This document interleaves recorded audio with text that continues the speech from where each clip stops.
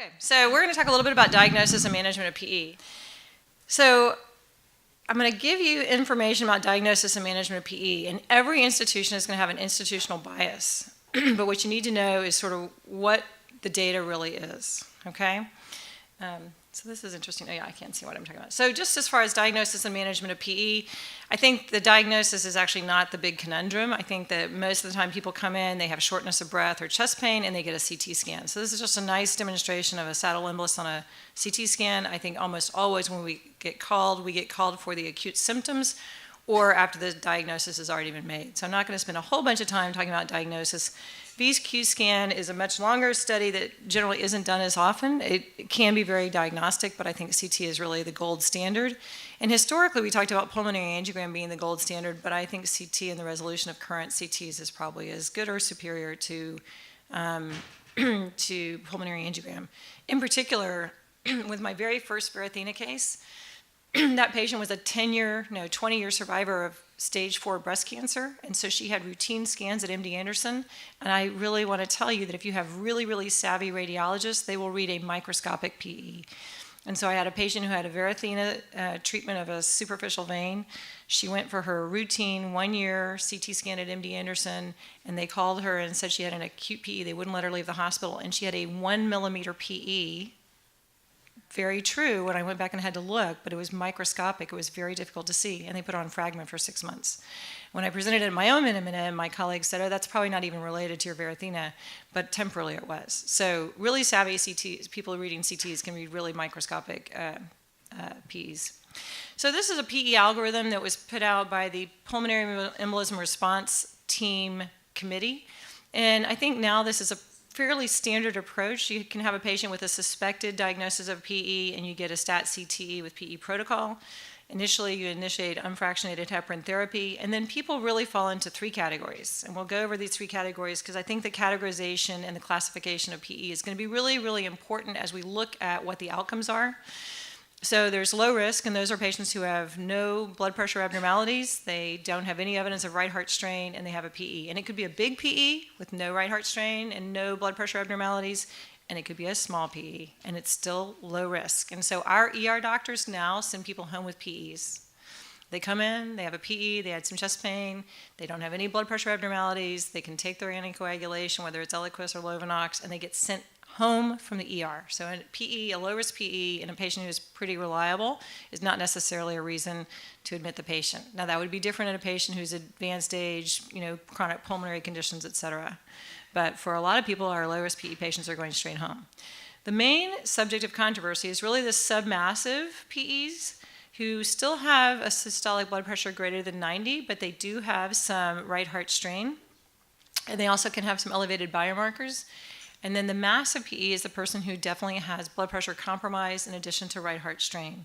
So basically, according to this algorithm, if we follow it out, you have a risk assessment, and you say patients are either low risk or high risk. If they're high risk, meaning they have right heart strain, they have other risk factors that will go along with the PE algorithm, then they were considered for catheter-directed thrombolysis or systemic thrombolysis. And then you have to question whether they have contraindications to systemic thrombolysis. If they do, you might consider catheter-directed thrombolysis, but again, John Eight's caution about thrombolysis is real, and that's the big sticky wicket for this kind of treatment. And if they are a candidate for catheter-directed thrombolysis, you can certainly consider that. For the massive PE, the interesting thing is the massive PE patients are the patients who might benefit the most from catheter-directed thrombolysis. These are the patients who are basically dying. They've got severe right heart compromise, they've got low blood pressure, and they have an acute decompensating condition. And yet, the problem is most of those people don't get catheter-directed thrombolysis because they're too unstable for an intervention. So there's this big conundrum, too, that the people who fall into general treatment for submassive are the people who are catheter-directed, as opposed to the people who are massive, who really probably might stand the greatest benefit because it's the acute right heart failure that's going to kill those patients. Submassive patients might have some decompensation. They might progress to massive, but those patients actually probably will survive their insult. Maybe they'll have some issues initially, but they will probably survive their insult.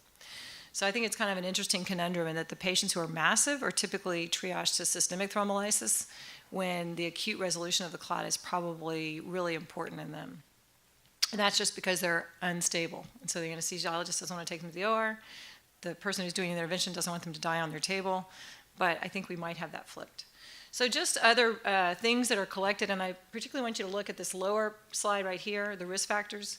When we collect PEs, and this goes back to classification of anything you do in vascular surgery, you have to compare apples to apples. And I really think we need to start routinely collecting this data point on all of our patients where we do an echo and determine do they have right heart strain. We do a troponin, we do a BMP, we do a lactate, we document hypoxia, and we document end organ function. Because what you're going to find out is the data is not that compelling for intervention, and the only way you're going to prove that some people benefit from intervention is if you really have good tabulation of data. So just in brief, the PESI score is one of these things that sort of goes back to mortality risk. And basically shock, obviously, if there is no shock, then they're low risk or intermediate risk. When they're in shock, then they're high risk. Kind of the same thing, just in a different formulation. Signs of RV dysfunction, you have sort of high risk, you have intermediate high, and then you have intermediate low, which is essentially going to be treated like low risk patients because they won't merit intervention. And then cardiac biomarkers. And if those are positive, they can be positive in either the intermediate or the high risk group. So the PESI score is just a pulmonary embolism severity score, and again, it's really basically to determine the submassive versus massive group. So let's talk about submassive PE, because I think the biggest controversy comes in this population. So submassive PE are patients with acute PE without systemic hypotension, so they have a blood pressure greater than 90, and they have RV dysfunction or troponins, right, myocardial necrosis, that shows they have cardiac ischemia related to the PE.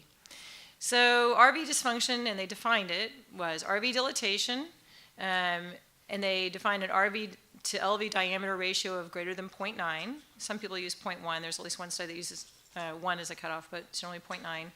Or RV systolic dysfunction on echocardiography.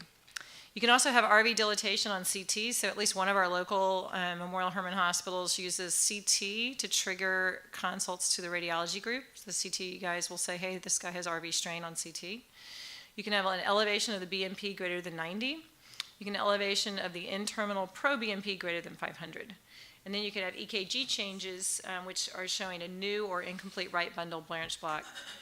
Myocardial necrosis was defined as a troponin greater than 0.4, or elevated troponin T greater than 0.1. So those things get you into the submassive PE category. I promise you there's so much literature on this topic because it's such a sexy topic that you don't need to write anything down. I mean, there is a lot of stuff coming out because everybody now wants to put a catheter in a PE. I can tell you it's the latest, greatest. Acute PE is defined, and really the main difference between intermediate and massive, or submassive and massive, is going to be sustained hypotension. So it's all of the other things, and they require inotropic support, and they have persistent profound bradycardia with a heart rate less than 40. So hypotension, right heart strain, massive. Normotensive or systolic greater than 90, and right heart strain or any other myocardial infarction or myocardial ischemic markers, submassive.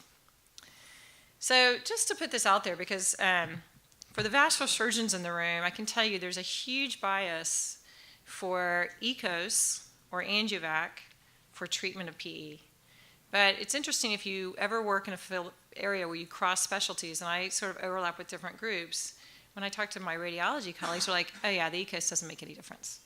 It's not any better than a side hole catheter or flush catheter, like a pigtail catheter. And they basically put the pigtail catheter up and they twirl it, and they morcellate the clot by twirling it, and then they just leave the infusion catheter in. Now, if you talk to my cardiology colleagues or my vascular surgery colleagues, it is ECOS. ECOS is the way to go. So the question is there data to support that? But this is just a picture of a pigtail catheter and a saddle embolus. And you can see that if you twirled that little pig, you would break up some clot, right? So that's probably an easy, simple, cheap way of debulking it. So ECOS catheter, this is an example of an ECOS catheter. I think most of you are probably familiar with the ECOS catheter. It's a catheter that basically creates a little ultrasound wave and pulsation that's supposed to help break up the clot and increase distribution of the thrombolytic agent to the clot. So, and this is just an example of ECOS catheters going into each of the pulmonary arteries.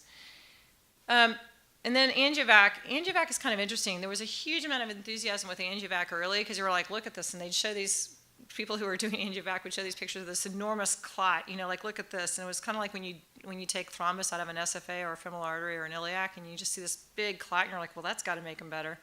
So, I mean, intellectually and just visually, you know that you made someone better when you take out that kind of clot.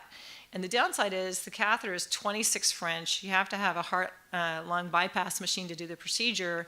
And honestly, when you're advancing a 26 French catheter through the heart, you can get some bradycardia and some cardiac issues. So it's not the home run, I think, that people thought it was, even though when you get the clot out, you're like, rocked it out.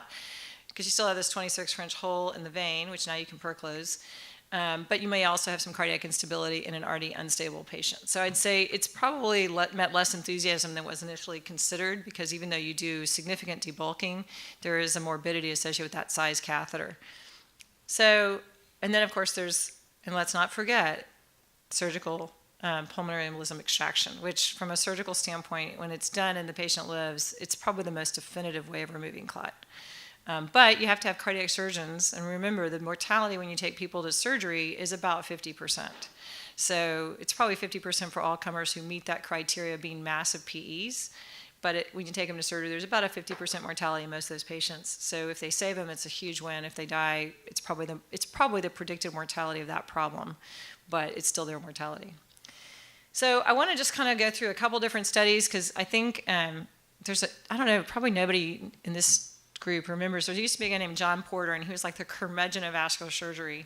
Every time there was something new and some great idea, he'd be like, yeah, that's probably not going to work, blah, blah, blah. And I feel like I'm now the curmudgeon of vascular surgery, even though I'm not John Porter. He was enormously fat and an old guy, but still, I feel a little bit like him in some ways. So you know, just a comparison of ultrasound accelerated versus pigtail catheter directed thrombolysis. It's interesting. There's really not much data, and so when all of these studies are presented, I'm going to tell you there's not good data. So it's just whatever your program wants to do, and they can justify it based on whatever data is out there. But this was kind of an interesting study. It's 60 patients, 52 were submassive PEs, 8 were massive PEs. Again, I think there's a selection bias because people don't want to treat people who are dying because it's their mortality then.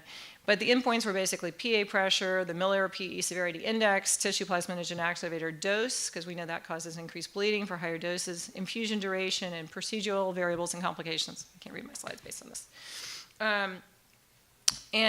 Here's what it did. They showed that ultrasound-assisted catheter therapy was important in reducing the mean PA pressure, and it was effective in reducing the Miller index scores, which was a reflection of pulmonary embolism severity. Those were roughly matched. They didn't have a huge difference in those. There was definitely a procedure and fluoroscopy time that was longer in the ultrasound-assisted group, and it's a little bit conflicted in their conclusions because they said they ultimately needed fewer sessions and shorter infusion times, even though they had a longer overall treatment time. But I think probably the most important thing about the ultrasound-assisted is they had a lower dose of TPA, and I think that probably does make a difference. But overall, the differences were not significant. So ultimately, this paper, which is a little bit screwy in how it presents the data, basically said there was no significant difference between the two groups. So then the question really is cost. Does the ultrasound-assisted catheter cost more? And I think that's really sort of the crux of the matter. People are going to argue that they should use ECOS, and if that's what they want to use, go for it, because it's not worse, it's just not better necessarily. It might cost more, but it hasn't really been proven to be better. And I think if you could prove that the TPA dose was substantially shorter and you had less bleeding, then that would be a significant benefit. So let's talk briefly about systemic thrombolysis. The best study is really the study by Meyer, and it was 1,000 patients. So whenever you see other studies like meta-analysis, basically I'll go back to this one study because this is the only study that has that many patients. Every other study that's used in the meta-analysis is like 100 patients or 50 patients. So this particular study will weight all of the meta-analyses. So just to put that in perspective, they used tenecteplase plus heparin versus placebo plus heparin. They used normotensive patients with intermediate risk pulmonary embolism, so no massive PEs, and they looked at outcomes in 7 days, and they particularly looked at their primary outcome was death and hemodynamic decompensation, and then they looked at bleeding as a risk. So here's the data. Definitely the thrombolysis group had a benefit, p-value was 0.02 for reduction in death and hemodynamic decompensation. And it is not statistically significant when you consider mortality at day 7 or day 30. But in the very early group, the first 24 hours made a difference. But extracranial bleeding was substantially higher and stroke was substantially higher. So the conclusion from this study was that patients with intermediate risk, fibrinolytic therapy did prevent hemodynamic decompensation, but it had the disadvantage of an increased risk of hemorrhage and stroke. So if you look at this meta-analysis, same thing. For comparing mortality through thrombolysis versus anticoagulation, it favored thrombolysis.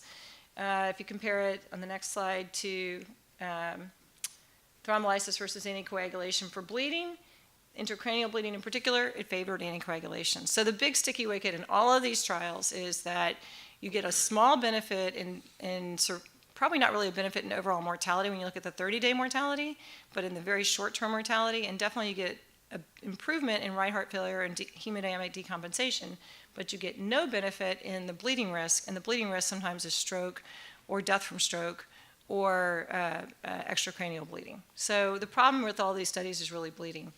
So just to briefly go over, there was an Ultima randomized clinical trial, submassive PE and randomized an RV strain, and they used ultrasound-assisted therapy, and basically the same thing. It showed that there was a benefit to RV dilatation. There was no increased bleeding in this particular trial, but there were no benefits and no determination of long-term outcomes. Seattle 2 is another multi-center trial. It talked about prospective single-arm multi-center trials, and they compared ultrasound-assisted versus just catheter-directed for massive and submassive. And so low-dose catheter-directed thrombolysis improved RV function. It reduced PE pressure, but there was an 11% major bleeding rate. So do you see the trend? That's the problem. Perfect was another multi-center registry. Look at the numbers, 73, 28. I mean, the numbers are small in all of the trials that people are basing their practices on. So just as you go out there and you go forth, the numbers are small. Catheter-directed thrombolysis improved RV strain and PA pressures. There was no long-term benefit. There was no major bleeding in this particular trial. And there was no difference in ultrasound-assisted therapy versus catheter-directed therapy. So the little pigtail catheter you spin is just as good as the ECOS catheter that might cost more money. So interestingly enough, SIR, the Society of Interventional Radiologists, did a consensus statement.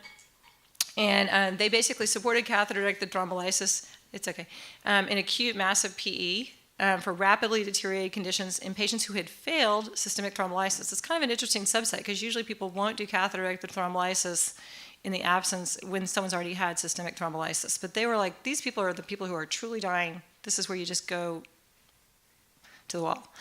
So there was insufficient data to support catheter-directed thrombolysis for submassive PE. This was a 2017 consensus statement by Society for Interventional Radiology. And then the other concern was if catheter-directed thrombolysis was used, ultrasound-guided access, so you didn't have any puncture site complications, was important. They needed to be in a monitored unit, which seems really obvious to everybody, I think. Angiojet, so angiojet works really well in the peripheral, but in the PE population, there were a lot higher embolic events. So that really is sort of condemned by multiple studies and multiple societies. So angiojet should not be the one considered if you're going to use some kind of adjunctive mechanical thrombolysis. And in general, basically, the studies said we need to have better studies with bigger numbers and more, collection of data. So the data is just not out there. So one thing I would kind of go back to, if you look at the ATTRACT trial, which was this trial that was supposed to establish that catheter-directed thrombolysis for DVT was useful, in their subgroup analysis, patients over 65 had a much higher risk of intracranial hemorrhage. In this group, patients over 75 were found to have, in the different PE studies, patients over 75 were found to have a much higher risk of intracranial hemorrhage. I think the single biggest thing, and this goes back to what Dr. Wright was saying at the end of his last presentation, the single most important thing you do if you're going to do thrombolysis is do a very good risk assessment for bleeding. And I would say if they are over 65, even if they're going to die of their PE, it's better than them dying of intracranial hemorrhage. If someone's over 65, you should really seriously think about whether you're going to give them anticoagulation, because the risk of bleeding for both the ATTRACT trial and for this trial with age was much, much higher. So, my conclusion is basically that we really need better data. And so there's a lot of different data out there, but it's all, remember, all the trials essentially are small numbers, 75 or 100 people. It is very hard to make big conclusions on those patients. In general, Avgerinos from Pittsburgh has published some really nice data. The outcome is determined by the PE classification. So if patients have a massive PE, they do worse, whether it's with systemic thrombolysis or catheter-directed thrombolysis. If they have a submassive PE, they do better. So I would say just really think about whether it's a submassive or massive PE. I will tell you the American College of Chest Physicians that basically puts out most of the guidelines is very reluctant to recommend catheter-directed thrombolysis because the long-term benefit, in particular for long-term pulmonary hypertension, has never really been proven with catheter-directed thrombolysis. The benefit is really short-term. Your RV strain and your PA pressures improve, but beyond that initial window, there's really been no proven long-term benefit, and there's this risk of bleeding. So the non-interventional group of people that are looking at this data is saying, hey, I don't think the risk of bleeding is justified. Even the interventional group has a consensus statement that's very, very iffy. And for everybody who's a surgeon, we want to do something. So my last question is doing something better than nothing? And I don't really know the answer to that. I think it's really a good question. All right.